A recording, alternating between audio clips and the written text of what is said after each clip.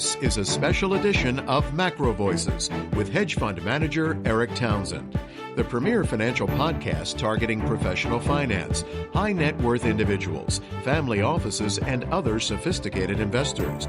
Now, for this special edition of Macro Voices, here's hedge fund manager Eric Townsend. Macro Voices All-Stars episode 68 was recorded on October 7th, 2019. I'm Eric Townsend. All-star Danielle DiMartino Booth is back with us today. This episode of Macro Voices is brought to you by TopTradersUnplugged.com, which happens to be my favorite podcast when it comes to quant and rules-based investing. Check them out. You'll be glad you did.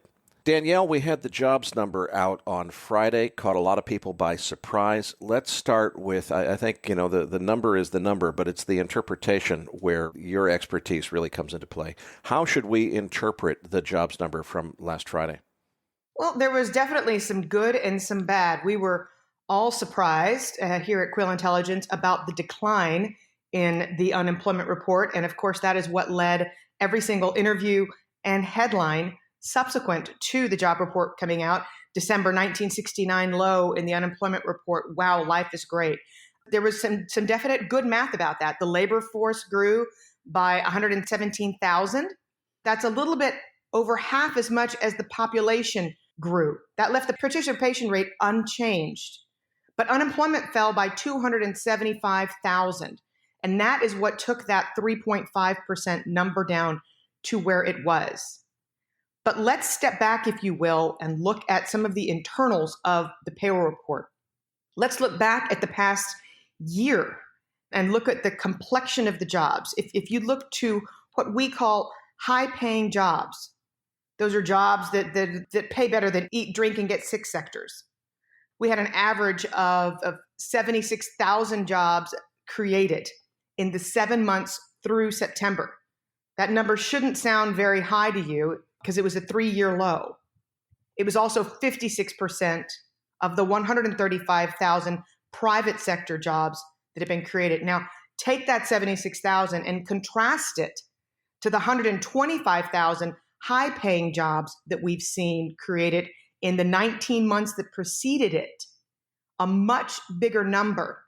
And a lot of the reason, I think, and we've been talking about this, a lot of the reason that we've seen confidence among the highest third income earners in this country completely disconnect itself from middle income earners is because they're the ones on the front lines. They're the ones who are in charge of hiring and firing decisions. They occupy the C-suites. They're the CEOs and the CFOs. And they're highly aware of the fact that they're not recreating themselves, if you will. There aren't other high-paying jobs that are being created. What they're doing is, and we see this reflected in the unemployment rate, what they're doing is holding on for dear life to highly skilled employees. That's something we've seen for the entire recovery. For over 10 years now, we've seen that the lack of skilled labor has caused there to be a true stickiness, if you will, in the unemployment rate, which has kept it depressed.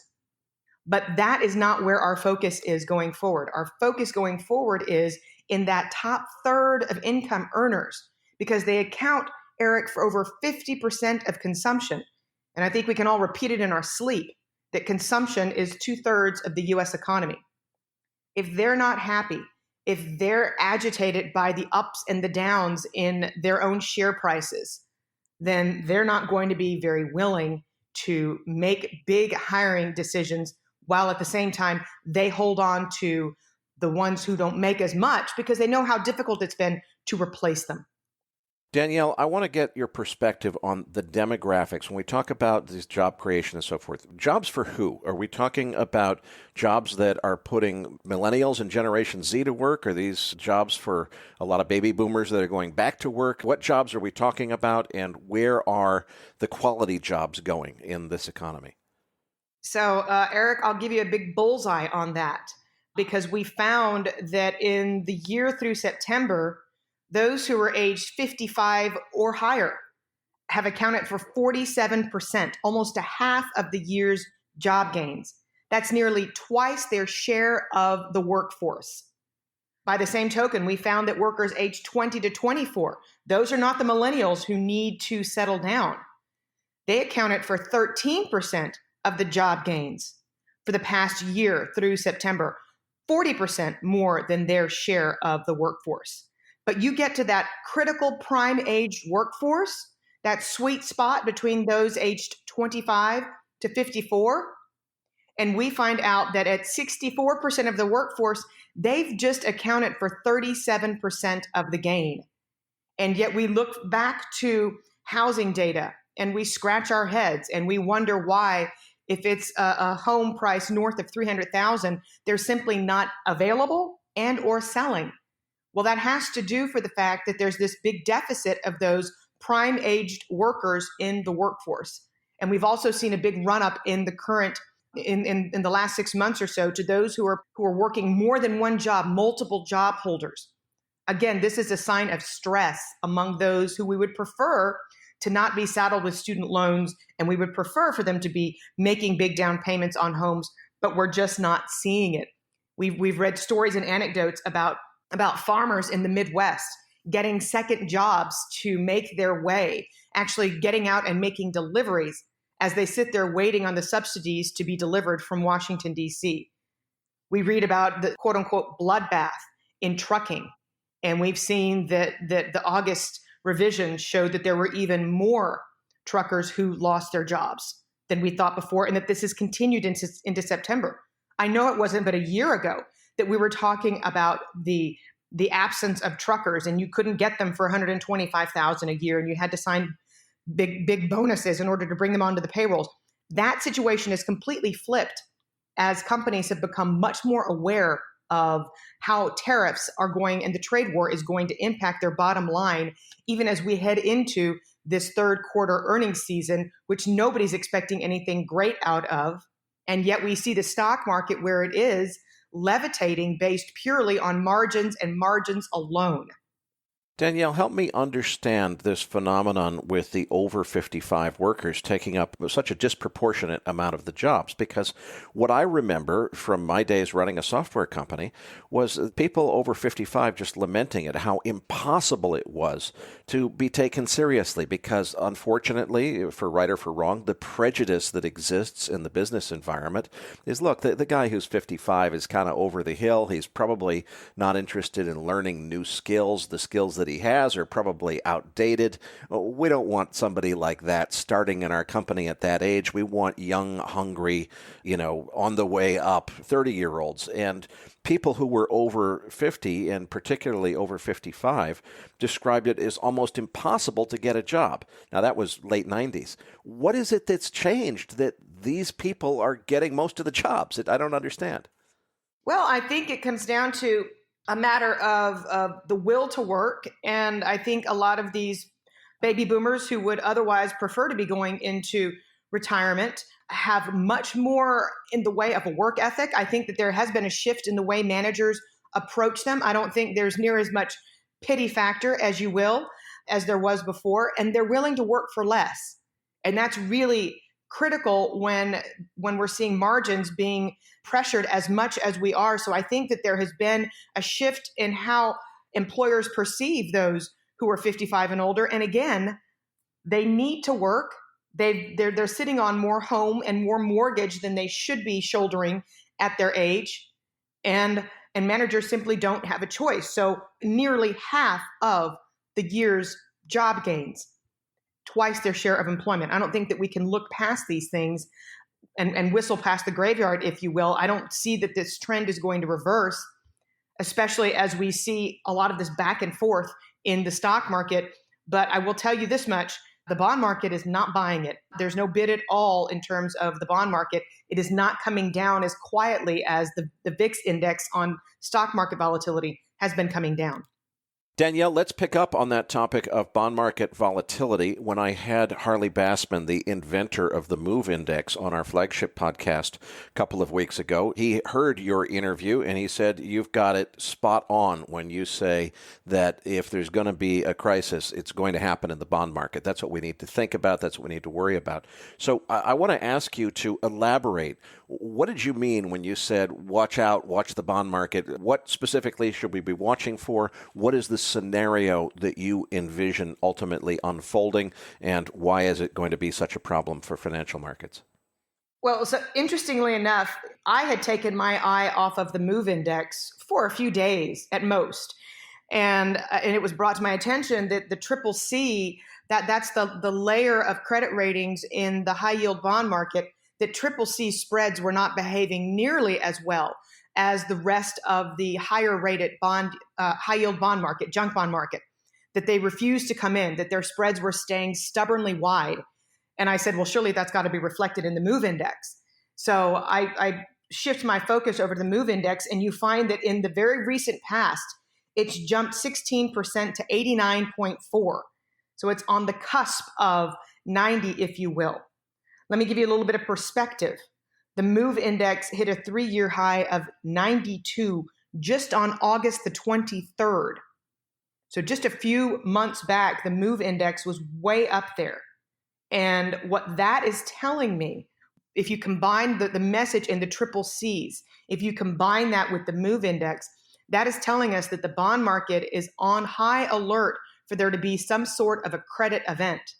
Now, we saw with the WeWork IPO being pulled, and we saw that their bonds started trading in a very sloppy way over the past few trading days, how much investors are going to punish any bond that is not considered to be worthy of its credit rating. But that's not so much the point. The point is we're starting to see in the MOVE Index the fact that credit rating agencies that have had it wrong for years now are going to have to start to play catch up. We've seen S&P come out and say, wait a minute, we're going to be doing a lot more. We're going to be doing a lot more downgrading than we had anticipated before. We're seeing Fitch in the next few days bring up its default forecast for the next 12 months. So while we're seeing a lot of outward calm, at least as advertised in the VIX index, we're certainly not seeing the same thing in the MOVE Index. And I will tell you this much, and this is going to be on a feather that's going to be featured for your listeners today. What we're following very closely to tie it back to the most recent payroll report is that the share of industries with contracting payrolls, so call that bad breath, if you will, BREADTH. The share of industries with contracting payrolls is approaching the 50% line. At the same time, we see the MOVE Index inching towards the 100 line. The last time we saw these two separate metrics break out to the upside, we were actually in recession. This takes us past the messiness and the ugliness that we saw in the 2015-2016 industrial recession. And that's why I call it the double Rubicon. We're at risk of crossing the double Rubicon for this entire current expansion. And I think it goes back to the concerns and the worries that were all over the place before we saw that really low unemployment rate. I'm talking about the market services index. I'm talking about the ISM non-manufacturing employment index. The market one cruised south of 50, so it went into contraction. At 50.4, the services employment index is on the cusp of contracting. And this, of course, followed a very, very ugly ISM manufacturing report, which we'd anticipated, but we're hoping would not stay in recession. This is no longer a case of an industrial recession. We've seen hard evidence of the services employment sector, which employs, I will remind you, 4 out of 5 Americans, starting to dive into contraction. These are not the things we want to see, but it also helps explain why the conference board, which queries CEOs on their level of confidence specific to services CEOs, why that is at the lowest level since the last recession. We have an abundance of information and soft data, if you will, that is disagreeing with the hard data that have been coming out. And I think that that's why it's going to be so critical in this earnings season to listen to what the executives have to say about what they're seeing going out. I think we're going to hear not just news about how the trade war and tariffs are affecting the entire U.S. economy, but I think we're going to be hearing CEOs and CFOs on conference calls talk about looking to pare back their employment roles. And that is definitely a new twist in the current slowdown that we're seeing, one that we never did see in 2015 and 2016. Danielle, I think you make an excellent point that even as industries are growing, if there's shrinking breadth, that requires attention. I know that's a fairly nuanced point that probably requires a little bit more time than we have here. We're going to provide our listeners with a sample of your Daily Feather newsletter. Listeners, you can find the download link in the description of today's interview on our homepage at macrovoices.com. Danielle, just give them a quick indication of what they can expect to find there and an overview of this topic, and tell them what they can expect. So, Eric, as you're pointing out, this is a very nuanced subject, but I think that at turning points and cycles, when we're at an inflection point, we need to pay very close attention to what some of the underlying data are communicating to us. To that end, again, the percentage of industries with contracting payrolls hit 46% in September. Step back. Over the prior 8 months, we saw an average of 35% of industries contracting. So clearly, there is a spreading of the damage, if you will. Clearly, there are a higher percentage of U.S. companies that are saying, you know what, I'm not going to take the current administration at its word. I no longer believe this is the best economy ever. And the best we can say right now is that things are as bad as they were in 2015, 2016, but combine it, as I said, with credit market volatility, and you see that this cycle is definitely at an inflection point. We've got it all mapped out for you. I think these are things that you should pay close attention to. We only have a jobs report once a month. So for us to sit back and cool our heels and say, well, we'll just wait and see what the October payroll report has to say, I don't think that's wise. I think you should follow Treasury market volatility. You should follow the MOVE index if you've got a Bloomberg terminal, because that is moving on a day-to-day basis, and it's moving very quickly. And for all we know, because we don't know, I look at Twitter, there are all kinds of theories running around out there about what overnight liquidity strains are communicating.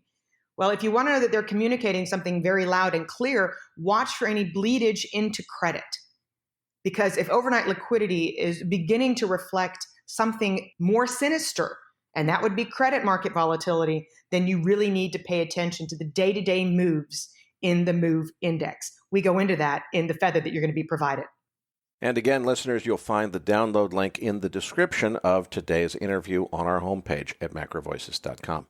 Danielle, I can't thank you enough for another fantastic interview. We're going to have to leave it there in the interest of time, but we look forward to getting you back on the program for another update in a couple of weeks. This episode was made possible by TopTradersUnplugged.com, my favorite podcast when it comes to quant and rules-based investing. And remember to head over and listen to my conversation with its host, Niels Kastrup-Larsen, which we released on September 7th, 2019. To get the slide deck that Niels shared, head over to TopTradersUnplugged.com/macro slides, and as a listener of my show, you're also able to get a free copy of Niels' latest book just by going to TopTradersUnplugged.com/macro. For the Macro Voices Podcast Network, I'm Eric Townsend.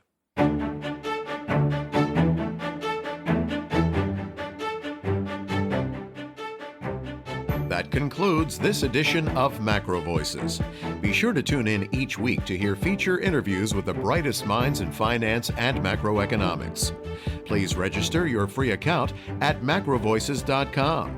Once registered, you'll receive our free weekly Research Roundup email containing links to supporting documents from our featured guests and the very best free financial content our volunteer research team could find on the internet each week. You'll also gain access to our free research library. And the more registered users we have, the more we'll be able to recruit high-profile feature interview guests for future programs. So please register your free account today at macrovoices.com if you haven't already. You can subscribe to Macro Voices on iTunes to have Macro Voices automatically delivered to your mobile device each week free of charge. Macro Voices is presented for informational and entertainment purposes only.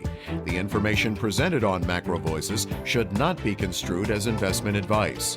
Always consult a licensed investment professional before making investment decisions. The views and opinions expressed on Macro Voices are those of the participants and do not necessarily reflect those of the show's hosts or sponsors. Macro Voices, its producers, sponsors, and hosts, Eric Townsend, shall not be liable for losses resulting from investment decisions based on information or viewpoints presented on Macro Voices.